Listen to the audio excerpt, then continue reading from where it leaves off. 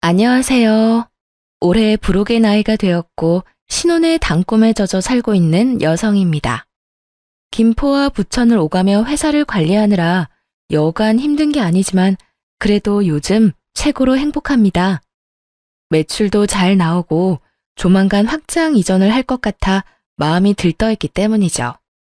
제가 이렇게 승승장구할 수 있었던 건 지금까지 해온 사업이 수완이 좋았던 것도 있지만 아마 제 인생의 전환점이 되었던 그 사건이 계기가 되지 않았나 싶어요. 불과 3년 전이긴 하지만 그 일을 겪고 악바리 소리 들어가며 더욱더 일에 미친 듯이 몰두했었거든요. 저는 아무 생각 없이 바쁜 시간을 보낼 수 있어서 좋았겠지만 아마 직원들을 고단했을 겁니다. 아마 직원들은 고단했을 겁니다. 오늘 여러분께 들려드릴 이야기는 제 인생의 전환점을 만들어준 전남편과 시어머니에 대한 이야기입니다. 전남편을 짧고 굵게 이야기하자면 빛 좋은 개살구 같은 사람이었어요. 콩깍지가 씌어서 아무것도 몰랐지만 살면서 점점 뱀 허물 벗듯이 새까만 속을 드러내더군요. 시어머니는 어떤 사람인지 굳이 말씀 안 드려도 아시겠죠? 그럼 인생의 전환점을 만들어준 그들의 이야기 시작하겠습니다. 지금은 이혼을 했지만 편의상 남편이라고 지칭하겠습니다. 저는 서울에 있는 4년제 대학교에서 무역학과 경영학을 전공했습니다. 부모님이 대기업에서 근무하셨다 보니 부족하지 않은 형편에 하고 싶은 거 다 하고 살았습니다. 민정아, 너는 누굴 닮아서 그렇게 유별난다냐? 대학도 그 정도면 네가 골라서 취직할 수 있는데 왜 사서 고생을 하려 해? 아빠, 그래도 인생 살면서 하고 싶은 일 한 번쯤은 해봐야죠. 아버지도 젊었을 때 사고 많이 치셨다면서 할머니가 그러시던데? 야, 임마. 그건 그거고. 너는 얌전히 회사 잘 다니다 시집만 잘 가도 인생 성공한 건데 엄마 아빠는 너 고생하는 거 보기 싫어서 그래. 그러니 잔말 말고 다니던 대학 열심히 다니다 좋은 남자 만나서 결혼해. 전 그렇게 시시하게 살려고 태어난 거 아니에요. 아빠도 제 성격 아시잖아요. 한다면 하는 거. 자꾸 그렇게 속박하려 하시면 저 삐뚤어질 거예요. 어휴, 내 팔자야. 너 그러다 홍기도 놓치고 큰일 난다. 사업은 아무나 하면 다 되는 줄 아냐? 그러다 보기 좋게 망하기라도 하면 어쩌려고 그러냐? 누굴 닮아서 이렇게 똥꼬집인지 원. 누굴 닮긴 우리 둘 골고루 닮았나 보지. 우리 젊었을 때 딱 그 모습이구먼. 이왕 하는 거 한번 믿어나 봅시다. 뒤에서 3등 하던 애가 내가 자극 줘서 이렇게 좋은 대학 떡하니 간 거 봐요. 앵간한 고집이 아니니 지켜보자고요. 망해도 얘가 망하는 거고 그렇게 망해봐야 인생 경험도 되고 좋은걸요. 부모님은 보통의 평범한 사람들처럼 적당히 좋은 대학 나와 적당한 나이에 결혼해 가정을 꾸리길 바라셨죠. 하지만 제가 워낙 외향적이면서 도전적인 성격이라 당연히 제 기준에 맞지 않는 바람이었습니다. 그렇게 대학 졸업 후 마음 맞는 동창들과 작은 사업을 하나 시작했어요. 제가 좀 특이하게 창업 동아리 활동을 했었는데 거기서 마음 맞는 선후배들과 물류 보관 및 유통 사업을 시작하게 된 거죠. 여자가 사업을 한다니 주변에서 우려의 말도 많았고 무엇보다 집안의 반대가 심했습니다. 그래도 자식 이기는 부모 없다고 사업 미천이라며 결혼 자금으로 모아두셨던 돈 5천만 원을 건네주셨어요. 제가 노력해서 성공한 모습을 보여드리면 되겠지 싶어 3년 동안 이리저리 발로 뛰며 일했고 그 결과 짧은 기간에 좋은 투자처도 얻고 여러 기업과 업무 협약도 맺으며 연매출 30억이 넘는 회사로 거듭나게 되었습니다. 솔직히 일반 회사 다니면서 연봉 1억 받기도 힘든데 연매출 30억이면 정말 대단한 거 아닌가요? 물론 모든 게 제 몫은 아니었지만 확실한 성과를 보여드리니 부모님이 정말 기특해 하셨습니다. 아참, 선배 지난번에 혈액원이랑 업무 협약 이야기 나온 건 어떻게 됐어? 물류보관 창고 새로 짓고 냉동고랑 냉장 시스템 새로 들인 보람이 있어야 할 텐데. 다행히 긍정적인 반응이더라. 거리가 가깝기도 하고 보관해주는 기간에 비해 가격도 저렴하다면서 내부 회의하고 연락해주겠대. 아마 좋은 소식이 들려오지 않을까 싶다. 와, 다행이다. 선배가 중간에서 고생 많았어. 그 계약 성사하면 대박인 건데. 말 나온 김에 오늘 곱창에 소주 어때? 나야 좋지. 오늘 일 마무리하고 바로 가자. 오래간만에 기름칠 하겠구만. 스스로 무언가를 일궈냈다는 것에 큰 흥미와 성취감을 느껴 사업에만 몰두하며 지내니 10년이라는 세월이 훌쩍 가더군요. 제 나이 35살이 되던 해 거래처 사장님의 소개로 남편을 만났습니다. 당시 남편은 물류센터에서 일하는 직원이었는데 성실하고 긍정적인 모습에 호감을 갖게 되었죠. 몇 번 만나 커피도 마시고 밥도 먹고 대화를 해보니 제 드센 성격도 다 받아줄 만큼 다정다감했고 푸근한 느낌이 들었어요. 그렇게 1년 정도 연애하다가 나이도 들고 하니 자연스레 결혼 이야기가 나왔습니다. 양가 부모님들 모시고 상견례도 무난히 치르고 주변에 많은 축하를 받으며 결혼식을 올렸어요. 회사 일이 워낙 바쁘다 보니 일본으로 4박 5일 일정으로 다녀오고 금방 업무를 봐야 했지만요. 아무튼 결혼 후 남편은 제가 운영하는 회사 직원으로 근무하게 되었습니다. 우리 회사가 본사는 김포였고 지방 공장은 부천과 성남에 있었는데 남편에게 부천 지점을 관리하게 했거든요. 물류센터에서 일하던 경험도 있고 그동안 봐왔던 모습을 믿고 맡겼습니다. 그런데 결혼하고 얼마 되지 않은 시점부터 남편의 행동이 조금씩 거슬리기 시작했어요. 여보, 이번에 엘사에서 나온 벨트랑 구두에 관심이 좀 가던데 혹시 그거 사도 될까? 지난번에 생일 선물로 사준 건? 그건 마음에 안 들어? 아니, 마음에 안 드는 게 아니라 나도 사람들 만나다 보면 눈치도 좀 보이고 다른 사장들은 다 번쩍인 거 하고 다니시더라고. 뭔가 나만 유행에 좀 뒤처지는 것 같아서. 유행은 무슨, 그런 거 다 거칠애잖아. 굳이 신경 쓸 필요가 있을까? 지난번에 김 사장이 나랑 골프 치러 가자고 하셔서 다녀온 적 있지? 근데 나한테 골프채 자랑을 하시는데 프랑스 다녀오시면서 1,000만 원짜리 사오셨다고 자랑하시더라고. 장갑에 무슨 모자까지 의상도 풀세트로 맞추시고 나는 그냥 인터넷에서 구매한 게 다인데 차이가 나긴 하더라. 당신 회사긴 하지만 사업한다는 사람이 중요한 자리에 나가면 아무래도 눈치가 보이지. 그래서 가끔 창피하기도 하고. 뭐 그런 거로 그래. 내가 워낙 그런 거에 신경을 안 써서 그런지는 모르겠지만 내 눈엔 다 사치야. 아무튼 당신이 그렇다면 어쩔 수 없지. 내가 준 카드로 사고 싶은 거 사. 그래도 당신 씀씀이 좀 줄일 필요 있어. 그런 거 많이 사봤자 좋을 거 없어. 제가 사업체를 운영하고 있는 터라 전반적인 경제권을 제가 갖고 있었습니다. 남편에게 공장 하나를 맡긴 뒤부터 뭔가 사치를 부리기 시작한 것 같았죠. 물론 거래처 직원들을 만나고 다니면서 외적인 부분에 대한 고민을 몰랐던 건 아닙니다. 저는 일만 제대로 하면 된다 주의여서 그런 건 나중 문제였거든요. 하지만 남편은 주변 사람들과 비교하며 자신의 처지가 좋지 않다고 신세한탄하기 일쑤였습니다. 뭐 어쩌겠어요. 그래도 남편 기죽어 다니지 말라고 남편이 하고 싶은 대로 하게 놔뒀죠. 그런데 남편이 언젠가부터 마치 자신이 회사를 운영하는 것처럼 주변에 소문을 떠벌리고 다니기 시작한 겁니다. 그뿐만이 아니었어요. 시어머니와 시누이도 이제는 저에게 대놓고 돈을 요구하더군요. 예, 아가, 듣자 하니 너 돈 좀 번다며? 내가 그동안 자세한 걸 몰라서 뭐라 못했지만 이왕 이렇게 된 거 단도직입적으로 말하마. 앞으로 생활비를 좀 대줬으면 좋겠구나. 혼자 몸으로 아들 대학 보내고 하다 보니 돈이 없다. 내가 나이가 들어서인지 더 이상 일도 못하겠고. 아, 네 어머니, 당연하죠. 혹시 얼마 정도 원하세요? 제가 최대한 맞춰드릴게요. 내 주변 양반들한테 물어보면 다들 200 정도씩은 받는다고 하더라. 그래야 하고 싶은 것도 하고 눈치 안 보고 여행도 다니고 그런다면서.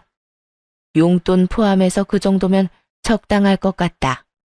네, 그럼 다음 달부터 계좌로 입금해 드릴게요. 지난번에 아가씨 취업 준비하던 건 어떻게 됐어요? 안 그래도 그 말도 하려고 했다. 네 시누이가 그동안 명품의 미음자도 못 해봤잖니. 다행히 회사에서 좋게 봐줬는지 다음 주부터 출근한다고 하더구나. 그래서 그런데 취업 선물로 가방이랑 구두 어떠니? 골라주기 그러면 현금으로 주려무나. 원래 이럴 때 크게 한턱 내는 거야. 아, 네.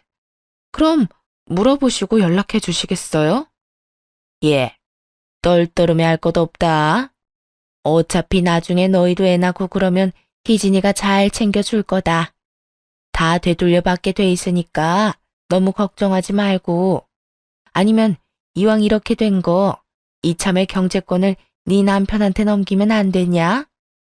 원래 여자가 경제권 쥐고 있으면 돈이 줄줄 샌다고 했어. 남편이 기가 살아야 집안이 사는 거야. 그건 안 될 것 같아요. 저 혼자 하는 사업도 아니고 동업자들이 있잖아요. 그리고 남편은 물류관리 쪽으로만 일을 해봤지 우리 회사 전반적인 시스템은 잘 이해를 못해서요. 그건 제가 알아서 할게요. 대신에 어머님 용돈 섭섭지 않게 챙겨드리잖아요. 시어머니는 사사건건 경제권을 남편에게 넘기라며 저에게 눈치를 주셨습니다. 하지만 공과 사는 정확하게 구분해야 했고 그 부분에 있어서는 냉정하게 말씀드리곤 했죠. 사실 시댁의 형편이 그렇게 좋은 편은 아니었습니다. 자가라고는 하지만 20평 정도 되는 소형 평수 아파트 한 채가 전부였고 그나마 그 집도 아직도 대출이 1억 정도 남아있다고 했어요. 남편이 받는 월급 절반 이상을 대출금으로 상환하고 있던 것도 저는 잘 알고 있었습니다. 제가 여유롭게 버니까 당장은 문제가 될 거란 생각은 못했던 거죠. 어쨌든 시어머니는 한동안 잠잠하시더니 저에게 앓는 소리를 하시며 갑자기 가정부를 고용해달라고 하셨습니다. 오랫동안 일을 하셨으니 몸도 힘들고 온몸이 성하지 않은 데가 없으시더라고요. 저는 효도하는 마음에 결국 가정부를 고용해드렸습니다. 그런데 가정부로 고용된 이모님이 3개월 만에 그만둔다고 하시는 겁니다. 알고 보니 마치 부잣집 사모님이라도 된 듯 온갖 터세를 부리며 이모님에게 갑질을 했나 봐요. 그리고 제가 남편에게 준 카드를 가지고 시어머니가 사치를 부리기 시작했고요. 한 달에 500만 원 이상으로 씀씀이가 커지자 저는 안 되겠다 싶어 남편에게 일렀습니다. 여보, 내가 준 카드 어머니 드렸어? 온갖 레스토랑이며 백화점이며 안 쓰신 데가 없더라. 어떻게 카드값이 한 달에 500만 원이 더 나올 수가 있어. 아무리 생각해도 이건 과해. 당신 어머니한테 카드 받아와. 안 되겠다 싶으면 내가 그냥 분실 신고하고 새로 발급받아 버릴 거니까. 이제 보니 너 돈 좀 잘 번다고 유세하는 거네. 네가 회사 대표다 이거야? 없는 사람들 무시하고 그러면 안 되는 거야. 물론 우리 엄마가 흥청망청 쓴 건 잘못했어. 근데 돈 잘 버는 며느리 둬서 그 덕 좀 보겠다고 하는데 나이 든 노인네 이해 좀 해줄 수 없어?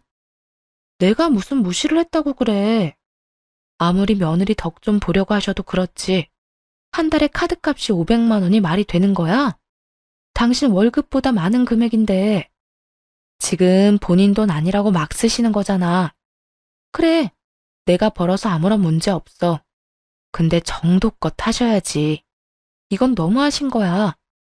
내가 시댁의 생활비에 용돈까지 합쳐서 한 달에 400만 원 드리고 있는데 카드값이 500이면 한 달에 1000만 원이야.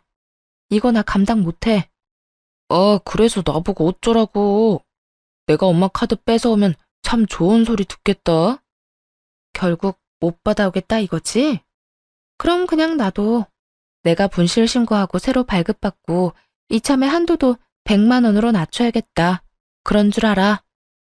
와, 당신 그렇게 치사하게 굴 거야? 100만 원을 누구 코에 붙여? 사람이 말이야, 주기적으로 쇼핑도 하고 어느 정도 사치는 해줘야 이 나라 경제가 굴러가는 거야. 있는 것들이 더한다더니 당신 보니 딱 알겠네. 그렇게 저는 남편과 크게 한바탕하고는 며칠 동안 서로 말도 안 하고 지냈습니다.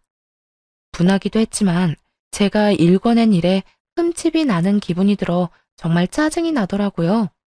저는 오직 일에 집중하면서 스트레스 풀면서 지냈습니다. 아니나 다를까 시어머니는 저에게 연락해 남편은 고생시키지 말고 편하게 일하라고 하시더군요.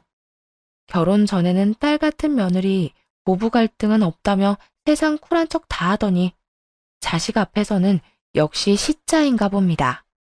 예, 너는 회사 대표라는 애가 일머리가 그렇게 없니? 사람 좀 더 고용하고 일 분배하면 더 잘 굴러갈 거 아니야?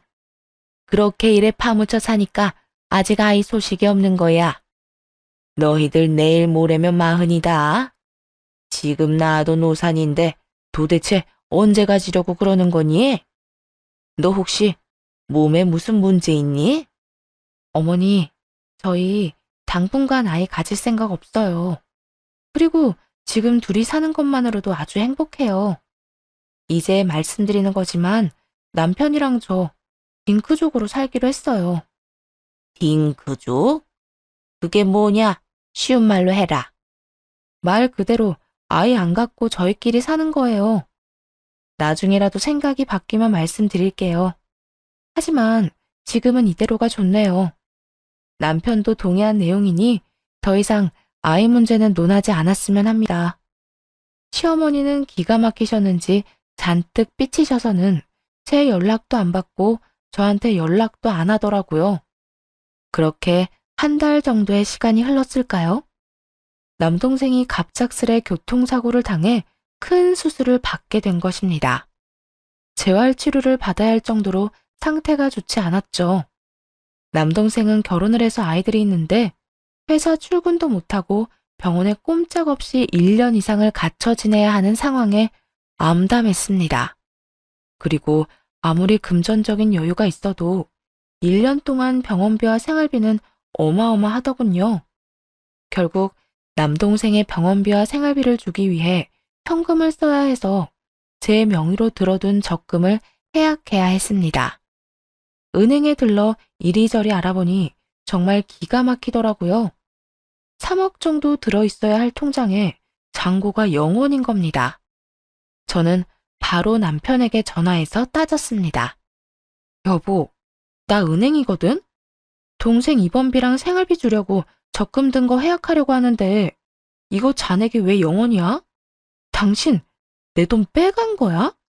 내 통장인데 돈은 왜 0원이지? 그게 말이지.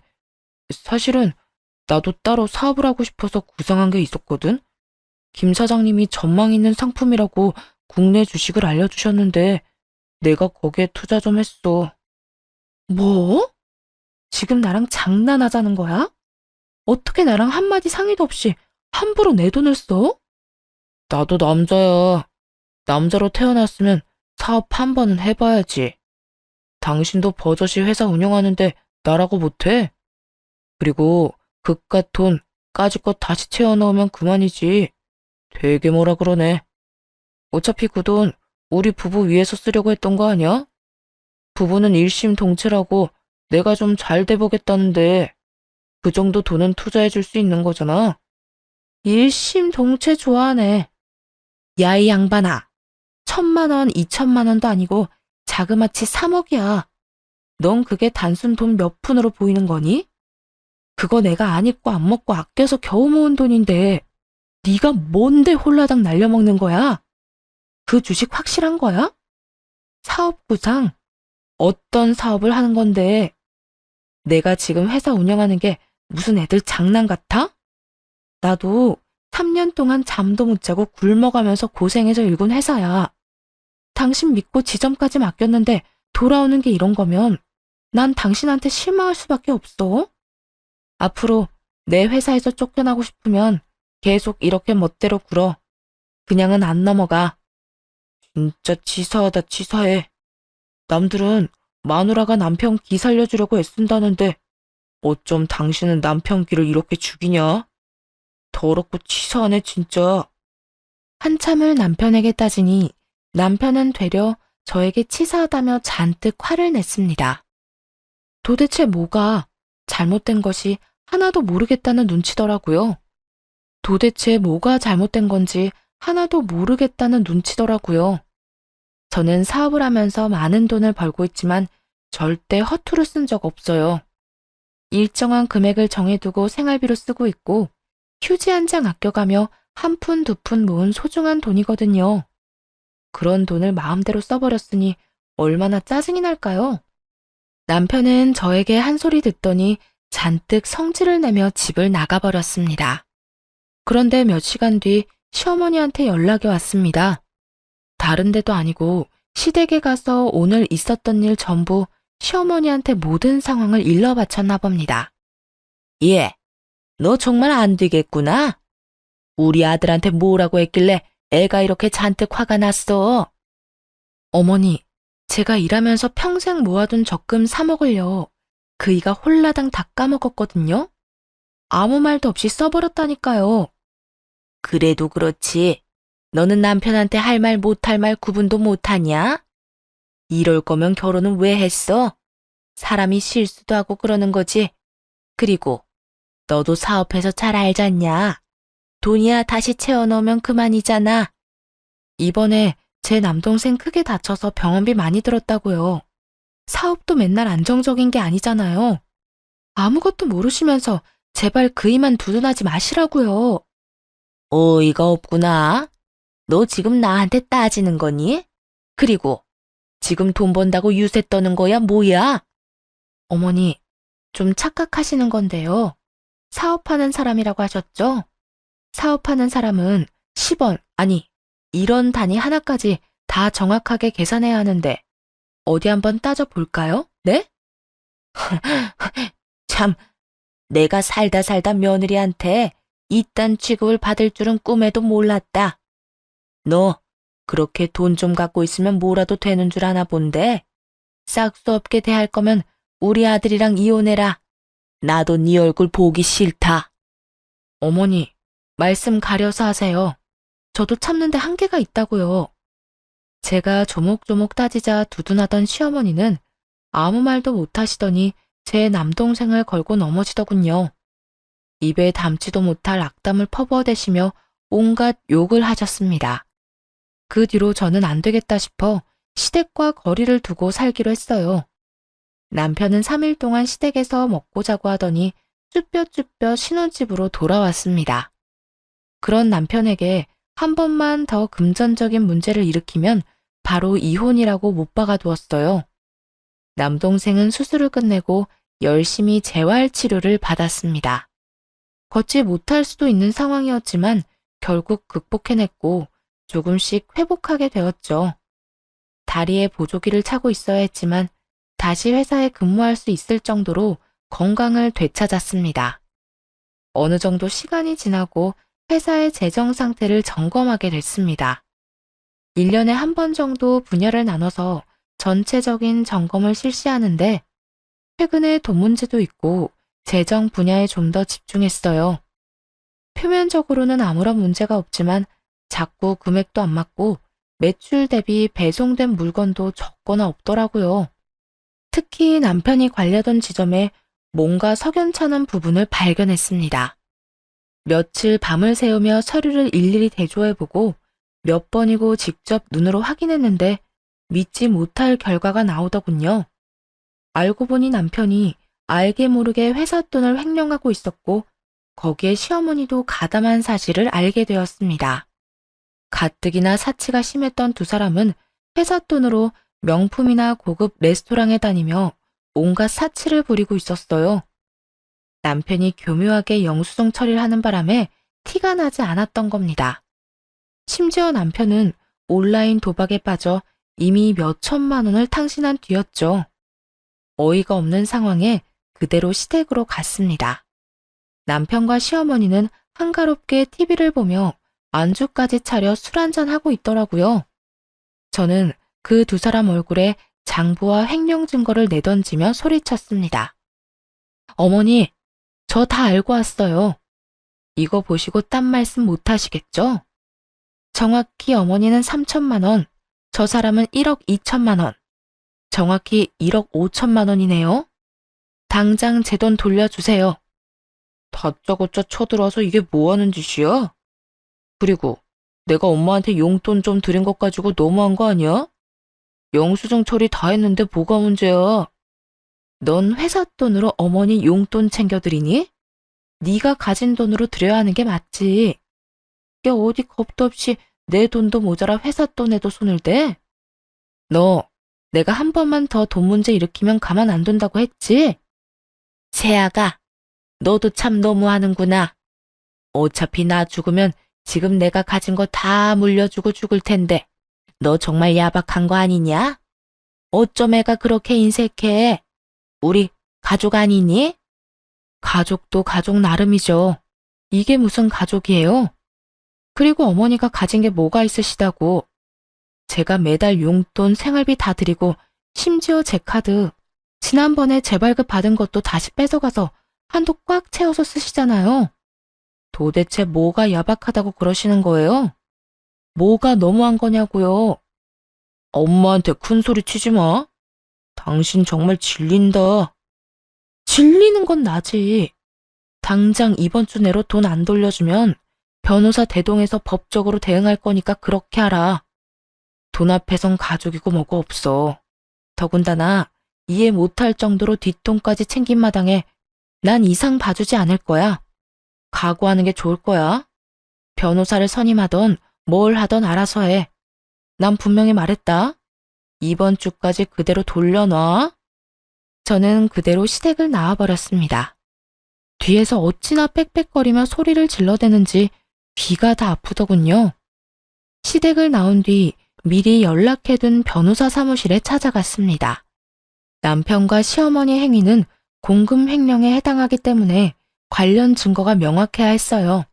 저는 은행에서 돈의 출처였던 회사명의 계좌와 사용 내역, 세무사를 통해 사용한 공식적으로 사용된 회사 자금 내역, 그 둘을 비교해 어긋난 부분, 남편과 시어머니의 계좌 내역을 모두 증거로 제출했습니다.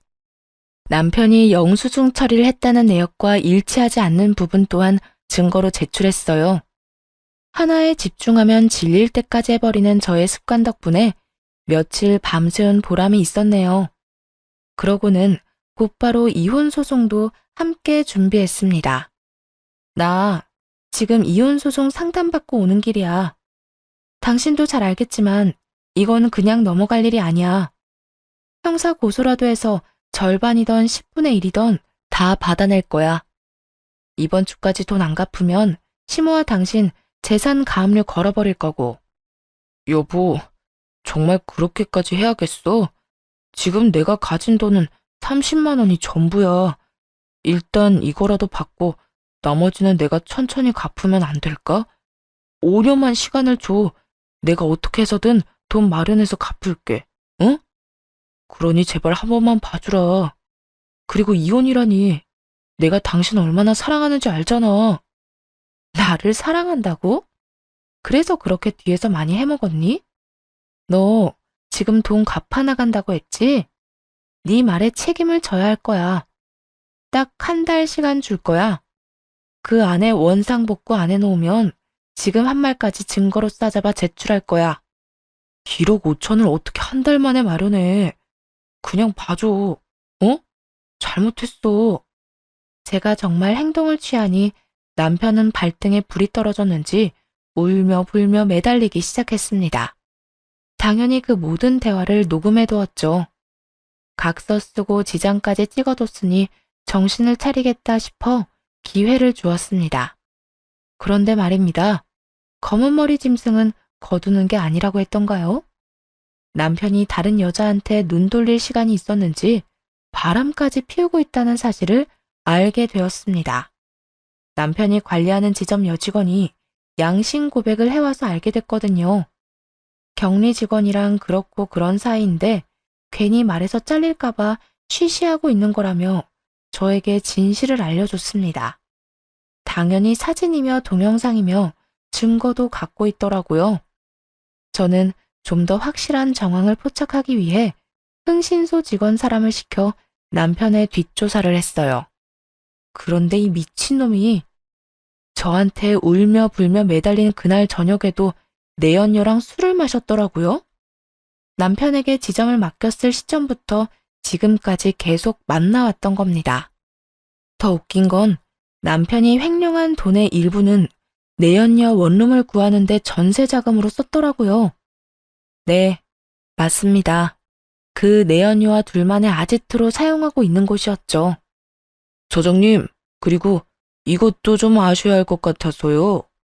카페에서 웬 중년 여성분이랑 두 사람이 같이 자주 만났거든요.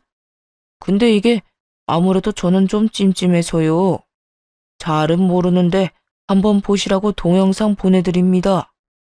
흥신소 직원이 따로 연락해서 건네준 동영상에는 시어머니와 남편, 내연녀의 모습이 담겨 있었어요. 그 동영상을 보고 있자니 정말 다정다감하기 그지없는 모습이더라고요. 동영상에서 들려오는 시어머니의 목소리가 저를 더 자극했습니다. 아이고, 지금 며느리는 도대체 융통성이라는 게 없다. 돈만 잘 벌면 뭐하니? 이렇게 참하고 예쁜 아가씨가 차라리 내 며느리였으면 좋겠다. 너 이참에 정리해버리고 새 출발하렴. 그 전에 이왕 뜯을 거 10억 넘게 받아내. 이혼하면서 위자료도 청구하고. 사람이 너무 화가 나면 감정을 주체하지 못해 눈물이 난다는 거 아시나요? 정말 온몸이 부들부들 떨리면서 눈물이 나는데 분하기도 하고 서럽기도 하고 5만 가지 감정이 교차하더군요. 저는 더는 이렇게 비참하게 살면 안 되겠다 싶어 바로 이혼 소송과 형사 고소를 진행했습니다. 추가로 상간녀 소송도 진행했죠. 이왕 이렇게 된 거 제대로 혼쭐을 내줘야겠다 싶었죠. 고소장? 당신 이거 뭐야? 나한테 시간을 좀 주기로 했잖아. 근데 이게 뭐냐고. 한 번만 기회를 준다고 했잖아. 어떻게든 돈 갚는다니까. 그 한 달 동안 내연녀랑 새 출발할 계획 꾸미고 있다는 거 내가 모를 줄 알았니? 나는 더 이상 할 말 없어. 너도 변호사 선임해서 법정 가서 이야기해. 앞으로 살면서 네 면상 볼 일 없었으면 좋겠다. 정말이지. 너란 인간은 역겹고 더럽고 불쾌해. 이 미친년이? 너 말이면 단 줄 아니? 그러는 너는 이혼 소송 이길 수 있을 거라 생각해? 결혼하면서 며느리 도리, 여자로서 해야 할 도리를 네가 다 지켰다면 우리 아들이 이러지는 않았어. 결혼한 지가 언젠데 아이도 없고 너처럼 시어머니랑 남편한테 이렇게 막대하는 며느리는 세상 천지에도 없을 거다. 정말 시끄럽네. 아줌마, 할 말 있으시면 변호사 통해서 하세요. 아, 변호사 구할 돈도 없지? 뭐? 인연이 이제야 본색을 드러내는구나. 그렇게 저는 이혼 소송과 형사고소, 상간녀 소송을 진행하게 되었습니다. 남편은 모든 게 오해라며 저를 다시 구워 삶으려 했어요. 저는 뒷조사에서 찍은 사진, 동영상, 모든 증거를 보여주었습니다. 너 내 뒷조사까지 한 거야? 너 지금까지 나한테 잘한 게 뭐가 있는데? 애초에 결혼하면서 매일 나 무시한 거 아니야? 여자 주제에 돈 잘 번다고 사람 무시할 땐 언제고? 내가 잘한 게 없다고? 그래, 네 기준에서는 그렇게 생각할 수도 있겠다. 그래도 적어도 이거 하나는 기억해. 네가 결혼해서 쓴 돈, 그거 다 내 돈이잖아. 너 월급도 누가 줘? 내가 주지? 끝까지 돈. 진짜 너 같은 여자는 한 트럭을 갖다 줘도 질릴 거야. 너무 싫어. 누가 할 소린데? 내일 모레 40이면 제발 철 좀 들어. 이 덜 떨어진 새끼야. 내가 인생에서 가장 후회하는 게 뭔지 알아? 너 같은 거지랑 결혼해서 시간 허비한 거랑 돈 낭비한 거야. 너만 아니었으면 내 인생 이렇게 되지도 않았어. 그래, 내가 나쁜 놈이지. 그래, 내가 나쁜 놈이다. 그걸 이제 알았니? 넌 제정신 아니야. 아무래도 깜빵에 들어갔다 나와야겠다. 너랑 너희 엄마 조용히 손잡고 들어갔다 몇 년 반성하고 나와. 그래, 해볼 테면 해봐. 나도 너 고소해버릴 거야. 너 지금 내 뒷조사하고 다닌 거 이거 명예훼손이거든? 너도 콩밥 좀 먹어봐. 남편의 적반하장의 태도에 코웃음을 좀 쳤더니 저를 명예훼손죄로 고소하겠다더군요. 당연히 남편이 고소한 건 터무니없는 말뿐이어서 아무 일도 일어나지 않았고 저는 모든 소송에서 승소했고 위자료로 3천만 원을 받았습니다. 그리고 남편과 시모가 횡령한 회사 돈은 10년에 걸쳐 갚으라는 법원의 판결이 있었죠. 매달 125만 원씩 10년 동안 갚아야 하는데 단 한 번이라도 늦거나 입금이 늦어지면 바로 법적 조치해 버릴 겁니다. 솔직히 더러운 돈 안 받아도 그만이었지만 저와 다른 동료들이 피땀 흘려 일궈낸 회사 돈이기 때문에 안 받을 순 없겠더라고요. 모든 일이 마무리되고 결국 남편을 신혼집에서 내쫓았습니다. 남편이 회사를 운영하는 줄 알았던 내연녀는 아무것도 없는 거지 남편을 만났고요. 저는 이삿짐 센터를 불러 남편의 흔적이 조금이라도 있던 더러운 물건은 모조리 포장해서 시댁으로 보내버렸습니다. 그 뒤로 남편은 돈 갚을 능력이 되지 않아 결국 공금 횡령 혐의로 징역 2년을 선고받고 구치소에 수감되었습니다. 제 돈으로 온갖 사치를 부리던 시모는 하나 남은 자금줄이 끊기니 그대로 주저앉으시더군요. 나이가 있다는 이유로 집행유예가 선고되었고 한 푼이라도 마련해야 한다며 건물 청소 일을 시작했어요. 유일한 재산이었던 집도 가압류당했고 시모와 시누이는 남편이 마련한 반지하 방으로 들어가서 살게 되었습니다. 내가 그동안 정말 잘못했다.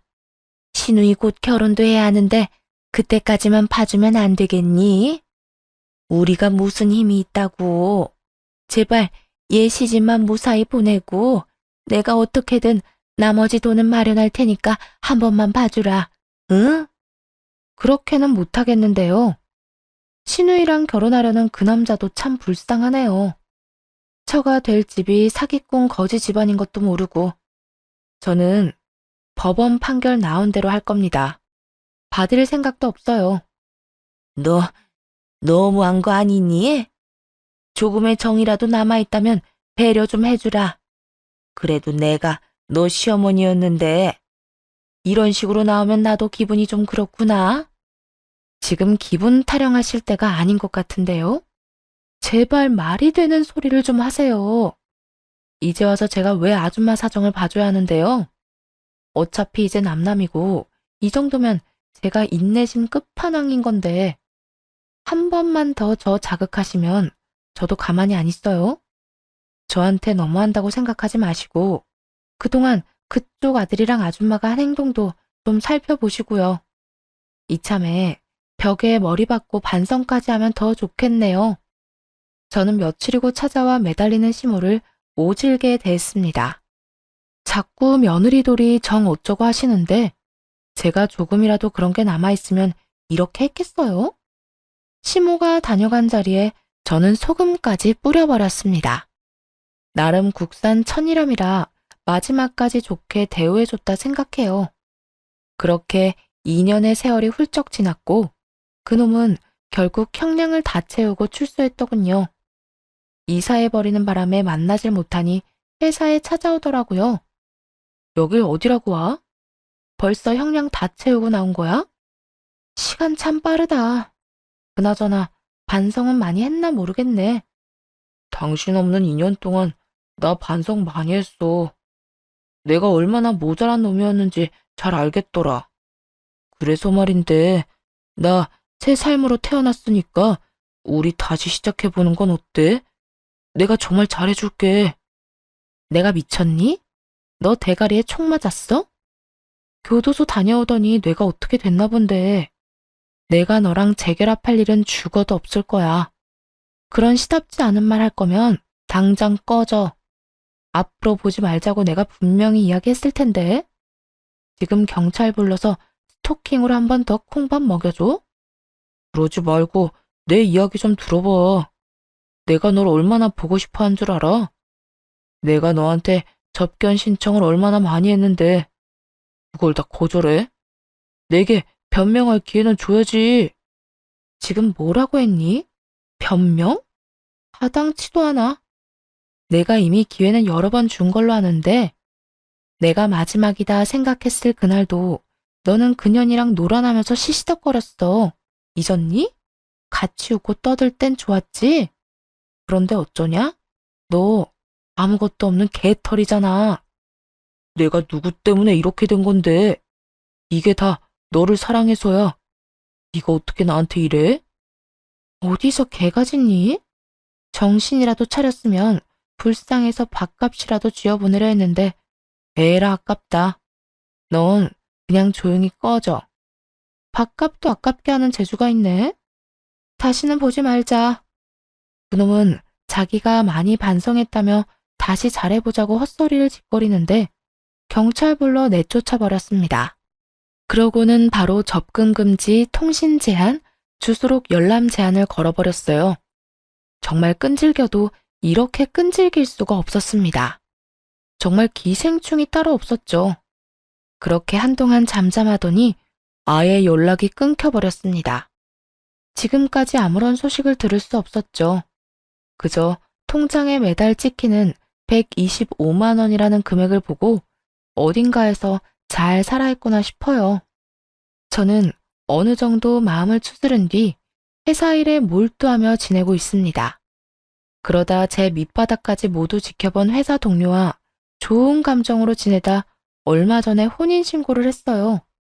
창업을 같이 했던 친구고 항상 제가 힘들 때 옆에서 많은 위로를 건네줬던 사람입니다.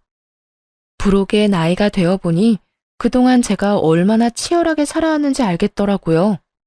그런 저를 잘 달래주고 앞으로도 함께 많은 시간을 헤쳐나갈 좋은 사람을 만나 얼마나 다행인지 모릅니다. 참 피곤하고 고단하고 다사다난했던 제 결혼 사연은 여기까지예요. 고생을 많이 해서 그런지 앞으로는 행복하고 즐거운 일만 가득했으면 좋겠습니다. 그런 의미에서 오늘은 그 친구와 오붓하게 자주 가던 고깃집에서 삼겹살에 소주 한잔 해야겠습니다. 지금까지 제 사연 들어주셔서 감사합니다.